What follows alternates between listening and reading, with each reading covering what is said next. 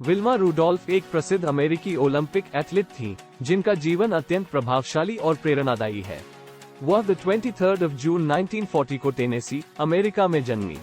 उनके जीवन की कहानी कठिन संघर्ष से शुरू हुई, लेकिन उन्होंने विश्वास और प्रतिभा के बल पर विजय प्राप्त की। विल्मा रूडोल्फ बचपन से ही बहुत छोटी और कमजोर थीं।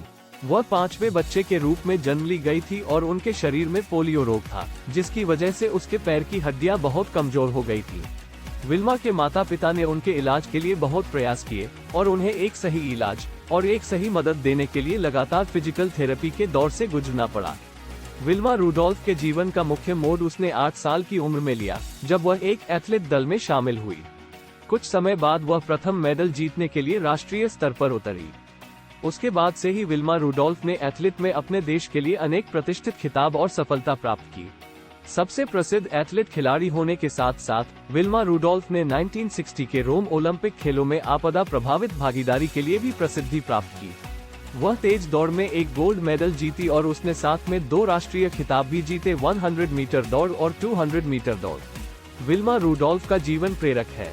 वह अपने व्यक्तिगत संघर्षों, प्रतिभा और दृढ़ संकल्प के बल पर मुश्किलों को पार किया और दुनिया को दिखाया कि किसी भी व्यक्ति में अनंत संभावनाएं हैं, जिन्हें विश्वास के साथ सामना करने पर विजय प्राप्त की जा सकती है।